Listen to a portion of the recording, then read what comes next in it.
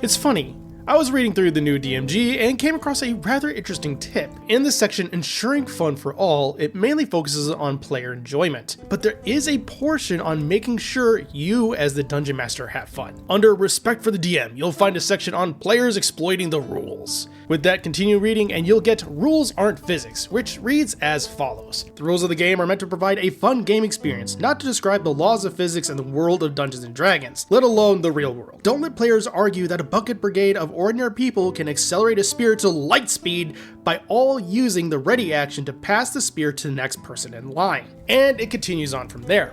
Now, this is rather humorous because Wizards of the Coast just called out probably one of the most famous rules exploits via physics, the Peasant Railgun. The Peasant Railgun is something that first originated on 4chan in the late 2000s. It theorized that a party could hire over 2,000 or more hirelings, have them all line up in a straight line, give the one in the back an item such as a stick, bucket, ladder, or spear, then have the others ready in action to pass or throw said object. From there, the following object rules take into effect along with several other ones as a round of combat lasts 6 seconds. The passed object will be traveling so fast that when the final hireling throws what was handed to them, it could theoretically deal around 300d6 points of damage. Now, why did WotC call out this specific example? Well, because it's become such a meme in the larger RPG community, it's an easy one to pull from as an example. And honestly, that's basically what it is from the start. It wasn't meant to be taken seriously. It was just a bit of goofy fun seeing how the rules interact with one another, and honestly, it's really fun to do that from time to time.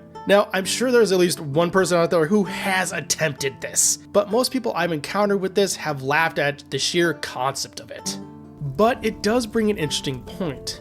When playing Dungeons & Dragons and RPGs in general, sometimes it's okay to let physics or reality take a back seat, especially if it will create a cool and memorable moment, or even more so if it would ruin the fun for everyone at the table, which is ultimately what this point is getting at. But hey, maybe you're at a table that loves simulating real-world physics, and honestly, that's awesome. Have at it. At the end of the day, we all just need to make sure that we're having fun, however that looks, and make sure that pace is maintained. And that'll do it for this video, folks. Thank you so much for watching. Tell me your favorite cool moment story down below, and with that, I'll catch you all next time.